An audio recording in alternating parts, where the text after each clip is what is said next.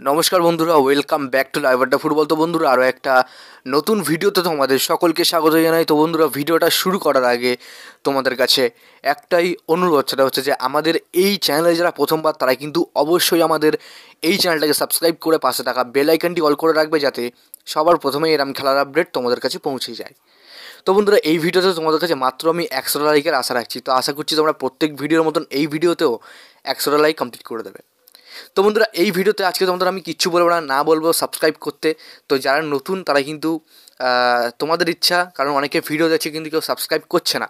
এবং আজকে আমি আসল কথা তোমাদের সঙ্গে শেয়ার করবো, যেটা কিন্তু সবথেকে বড় একটা কথা, সেটা আজকে তোমাদের সঙ্গে শেয়ার করবো। তো তোমরা ভিডিওটা একটু স্কিপ না করে পুরো দেখতে থাকো।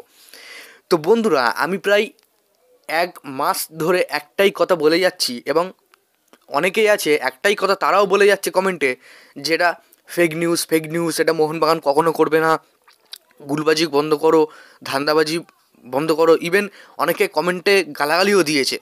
অনেকে বলেছে, আমি যখন 1 মাস আগে বলেছিলাম যে মোহনবাগান বুন্ডেসলিগা থেকে একটা প্লেয়ারকে টার্গেট করছে, মোহনবাগান মুম্বাই থেকে একটা প্লেয়ারকে টার্গেট করছে, প্লেয়ারটার নাম জানা যায়নি, নাম জানলে তোমার সঙ্গে অবশ্যই আমি শেয়ার করব।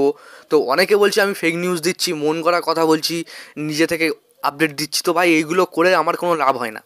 একটা নিজে থেকে আপডেট দিয়ে কোনো লাভ হয় না, কারণ আমি জানি আপডেট দিলে কিছুদিন পরে এটা ফেক হয়ে যাবে। তো সেটা দিয়ে আমার লাভ কী? কারণ এখন মানুষ যত বোকাও না, ঠিক আছে? মানুষের ভুল বুঝিয়ে কোনো লাভ নেই। তো দেখো, বর্তমানে ট্রান্সফার মার্কেট.কোইন থেকে বলা হচ্ছে যে মেহতাব সিংকে মোহনবাগান কিন্তু 2 বছরের জন্য নিতে পারে। হ্যাঁ, মেহতাব সিংয়ের সাথে কিন্তু এখনও 2026 অবধি ডিল আছে মুম্বাই সিটির। কিন্তু বর্তমানে মেহতাব সিংয়ের ওপরে মোহনবাগান টার্গেট করছে, হয়তো মেহতাব সিংকে লোনে নিতে পারে মোহনবাগান, ঠিক আছে? আর টার্মসটা অ্যাকসেপ্ট করতে হবে মুম্বাইকে। তো এই খবরটা কিন্তু আমি তোমাদেরকে প্রায় অনেক দিন আগে থেকেই দিয়েছিলাম যে মোহনবাগান মুম্বাই থেকে একটা প্লেয়ার টার্গেট করবে, সেটা সেন্টার ব্যাক হতে পারে বা সেন্টার মিডফিল্ডার প্লেয়ার হতে পারে। তো এখন বর্তমানে এটাই সত্যি হচ্ছে। তো দেখেছো, যারা ফেক ফেক বলে নাচো, 1 মাস আগে থেকে এই খবরগুলো তোমাদের সবার প্রথমেই দিই আমি, সবার প্রথমে। যে কটা সাইড আছে, অর্থাৎ বলতে পারো ফুটবলের পুরো একদম ওয়ার্ল্ডের বাইরে থেকেই তোমাদের এই খবরগুলো দিই, সবার প্রথমেই আমি তোমাদের এই লিস্টগুলো দিই।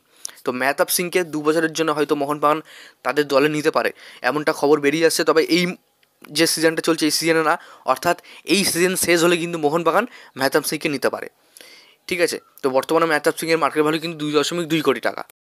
তো আশা করি তোমাদের বোঝাতে পারলাম। তো এরপরে তোমাদের যে আপডেটটা দেবো, আমি তোমাকে বলেছিলাম যে বুন্ডেসলিগা থেকে কোনো একটা প্লেয়ারকে মোহনবাগান নিতে পারে, অস্ট্রেলিয়ার প্লেয়ার সেটা, এবং স্কটল্যান্ডের সিটিজেনশিপেরও প্লেয়ার, সেটা হচ্ছে আর কেউ না, অস্ট্রেলিয়ার ক্যাপ্টেন জ্যাকসন ইরভাইন। তো এই জ্যাকসন ইরভাইনকে মোহনবাগান টার্গেট করেছে, এবং মোহনবাগান তাকে একটা অফার করেছে। এই খবরটা বেরিয়ে আসছে। বর্তমানে তার 31 বছর বয়স, এবং তার বর্তমান মার্কেট ভ্যালু কিন্তু 16 কোটি টাকা, এবং তিনি সেন্টার মিডফিল্ড, পাশাপাশি ডিফেন্সিভ মিডফিল্ড এবং অ্যাটাকিং মিডফিল্ড পজিশনেও খেলতে পারেন।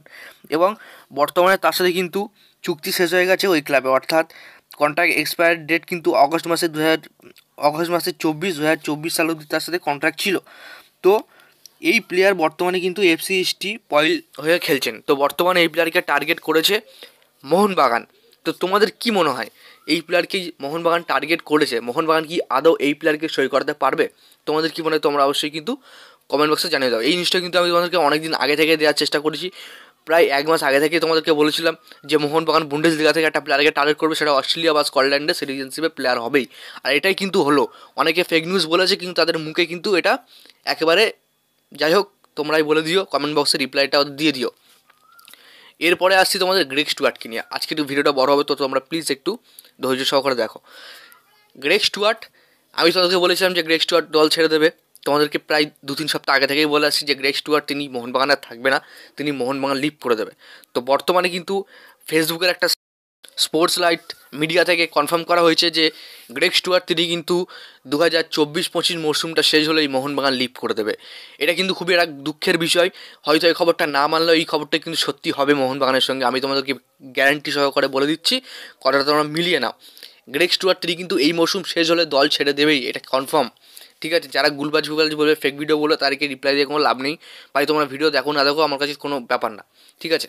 তো তোমাদেরকে বলে দিলাম যে কনফার্ম আপডেটগুলো, যারা আমার রিয়াল সাবস্ক্রাইবার, যারা আমার রিয়াল ভাই বাদার আছে, তাদেরকে কিন্তু আমি এই কনফার্ম আপডেটগুলো শুধুমাত্র তোমাদের সঙ্গে আমি শেয়ার করি। তো যারা পুরনো আছে তারা অবশ্যই জানো যে আমি কেরম আপডেট দিই। যারা আমার সাবস্ক্রাইবার আছো, যারা আমাকে প্রায় 1-1.5 বছর ধরে দেখছো, তারা অবশ্যই জানে যে আমি যে নিউজগুলো দিই সেই নিউজগুলো কিন্তু 2-3 সপ্তাহ পর গিয়ে সেটা কিন্তু লিক হয়ে যায়। তো যাই হোক, আর কিছু বলার নেই, আজকে ভিডিওটা একটু বড় হয়ে গেছে, তো কোথাও ভুল হলে তোমার কাছে ক্ষমা চেয়ে নিচ্ছি আমি, খুব তাড়াতাড়ি শোধরানোর চেষ্টা করবো আমি, আমাকে ক্ষমা করে দিও, ঠিক আছে? যাই হোক বন্ধুরা, আজকের জন্য ভিডিওটা এতটাই ছিল। যদি তোমাদের ভিডিওটা একটুও ভালো লেগে তবে লাইক করে দিও, আমাদের এই চ্যানেলে প্রথমবারের জন্য হয়ে থাকলে চ্যানেলটাকে সাবস্ক্রাইব করে পাশে থাকা বেল আইকনটি অল করে রেখো। ধন্যবাদ।